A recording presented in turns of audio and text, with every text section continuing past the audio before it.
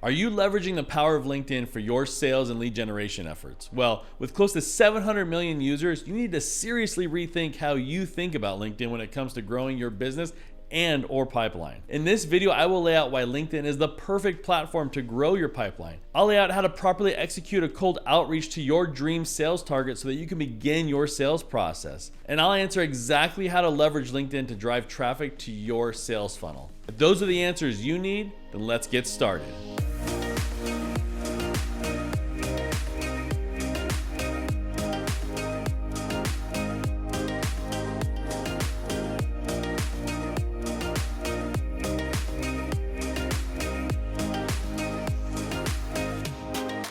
Now, more than ever, we need to be increasing our lead generating activities as well as our revenue driving activities. For every business, these two categories will look very different, and success will be measured differently as well.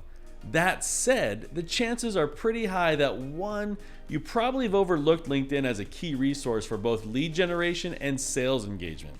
Or two, you've been using LinkedIn poorly and seeing little to no return on your effort. Well, you're in the right place because this video is going to help you tremendously. I've been using LinkedIn since 2008 and was one of the first 10 million users. I have loved LinkedIn from the very beginning because it's the perfect platform to begin a business connection, as well as nurturing an existing one. Yet most people overlook it completely. I don't know about you, but it irritates the daylights out of me when one of my business contacts finds me on Facebook and reaches out to connect with me on Facebook. No, we are connections. We are not Facebook friends yet. That said, since 2008, I've had various seasons of running my own business as well as being an employee. So my use of LinkedIn has had to change for each season. But what has not changed is that there is a key person that I want to connect with, and I start that outreach on LinkedIn. As the user database has grown on LinkedIn, so has the amount of data that LinkedIn has collected. If you want to know who the director of marketing at Coca-Cola is, you can find it on LinkedIn. It truly is that easy. Where the finesse comes in, though, is how to start the conversation with that person when it's absolutely cold. So let's jump into some tactics and strategies on how to leverage LinkedIn for sales and lead generation efforts. In fact, I'm going to walk you through my process from beginning to end, and it does not involve any type of cold calling. My first step is to research. Remember, the person you're trying to reach out to doesn't know you at all. So as soon as they see your invitation request for LinkedIn or your LinkedIn email, the first thing they're going to say is internally, who is this person and why are they reaching out to me? Knowing that truth, you need to come out the gate incredibly strong to help lower that threat barrier so that your outreach efforts are welcomed. You can do this with just a few minutes of research. Today, more than ever, you can find information that is relevant to the person you are reaching out to in order to make your outreach a personal one. The last thing you want to do is just copy and paste a generic message hoping to get through. I bet that one struck a chord, didn't it? Are you one of those people? You can be honest here, it's a safe place. In fact, comment below if you are one of those copy-paste warriors. It'll just be between us. I'm kidding. Don't do that. Do not do that. And stop with the generic messages. Make it personal by doing your research. Jump over their Instagram account or their brand's Instagram account. Find something you can utilize in the opening sentence of your outreach. But let me be clear, don't be creepy about it. How weirded out would you be if you got a connection request that read, "Hi James, I noticed your son plays baseball. So does mine. Hope we can connect." Am I right? That's just weird. I'm not going to go into how to not be creepy or weird in this video, so just use your own discretion. The point of this is to take a few minutes to do your research and try to find something that will relate to the person so that the message and outreach is personal. My second step is to start a connection request. This is the process of hitting that big blue button that reads connect.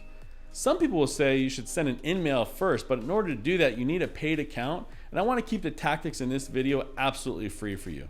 In fact, I have a free tool that I use that actually retrieves the email for over 100 million people across LinkedIn. If you want that tool, then just text me 214-214-4933 and I will send you a download link. It's really helpful for my third step. But let's get back to the connection request. Once you hit that big blue button that says connect, the last thing you want to do is not add a personal message. That is the equivalent to getting a piece of mail that's addressed to homeowner. It's super generic and it signals junk mail, am I right? So why would you do that for your sales efforts? Not adding a personal message to your connection request does not help lower the barrier that they will have when they see your name in their LinkedIn notifications. And that's the objective, to make a connection with them. It's in that note that you take what you researched earlier and apply a brief 300-character note that lets them know you're worth connecting with. When I was in software sales, my notes usually read something along the lines of this. Hi Linda, hope this connection request doesn't catch you off guard, but I came across an article about your company this weekend, and now LinkedIn's algorithm suggested we should connect. Gotta love technology. I hope we can connect here as well as a possible phone call. Thanks for the time, James. That simple message, somewhat personal, very authentic, and it set me up for the next step once she chooses to accept my connection request. Once the connection request has been accepted, this is where the next steps vary based upon your goals. If your goals are to enter into an actual sales process, then you're going to have one set of action items. If your goals are to simply bring them into a high-level engagement on your website so that the Facebook pixel can take over, then you'll have an entirely different set of action items. I'll speak to a very high level for each of them though, as the details would make this video a little too long for most attention spans. But if your goal is to enter into a formal sales process, then the next step would be to follow through on your initial connection request and set up a phone call with them. How you finesse that step is entirely a personal style and preference. For me, I always believe in authenticity and balance what I call the power shift. The idea being that I inherently believe people are willing to help, but they also value their time. So if I'm going to ask for their time, I need to deliver value or perceived value to them. And that leads us to my third tactic: deliver on your word. In our initial connection request, we stated, I hope we can connect here on LinkedIn and possibly for a phone call. Now that a connection on LinkedIn has been made, it's time to deliver on our word. It's time to show that this was not some arbitrary connection request and push to schedule a phone call so that the connection becomes a bit more personal as you get voice to voice. But like I said earlier, people value their time. So you have to address how you're going to make it worth their time to connect. Now, what I'm about to say will probably be argued by many people, but I've seen too much success with it and I know it works. I truly believe people want to help. And I'm sure we all can agree that when we do help others, it feels incredibly good. It meets a real need that we have as humans. That feel-good feeling is the value that I seek to deliver when I ask for a phone call. 90% of the time, when I seek to take an online connection to the next step with a phone call, I come from the angle of simply asking for help.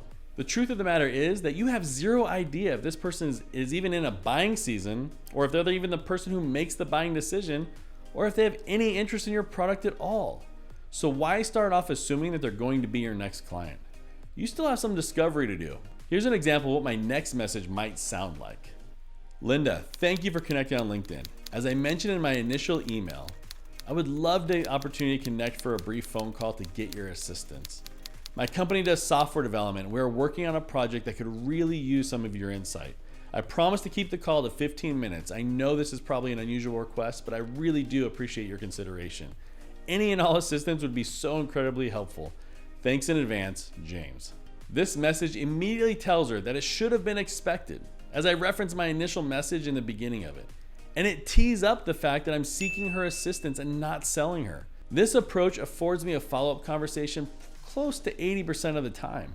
Once you get that call, it is up to you to collect the info you need to see if there are sales opportunities to be had. These steps moved you from someone with absolutely zero relationship to a warm phone call.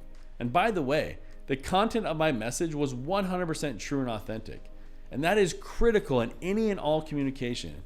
Do not start off a connection or relationship under false pretenses. Look, I'm sure there are some of you that don't agree with the tactic for adding value. The idea of asking for help sounds like you're presenting yourself as a non-expert, and I completely disagree, but that's completely up to you. You just need to figure out your own value add and your own value proposition for the call. Now, if your goal for the connection is to just move them onto your website because you have some incredibly powerful marketing automation that can kick in to establish brand awareness and affinity, then follow-up is even easier for you, as that usually only entails providing a link of some sort. The final step, but it's a recurring step, is to nurture the relationship. At some point, your connections are going to have a need that you might be able to deliver. The key will be, do they remember you? And that is where engagement comes into play. Far too often, people use LinkedIn as a digital business card file folder that stores connections. That perspective will do nothing for you in the long run. You need to be engaging. Some ideas might be if they post an update or share a link, engage with it and provide a valuable comment on it. Maybe even share it across your profile. Maybe post an article or question that might be pertinent to them in your status and then mention them in the comment to prompt them for their insight and feedback. You can share an online article with them through direct message and of course via email if you happen to have acquired that at some point. Or by using my free tool that I talked about earlier. Again, just text me 214-214-4933 and I'll send you the download link. This step is not a one-hit wonder. You need to repeat this process regularly. Each of these keeps your name front of mind with your connection to help establish a relationship so that they think of you when the buying season is ready. These steps have been key through my entire entrepreneurial journey as well as the times where I've been an employee.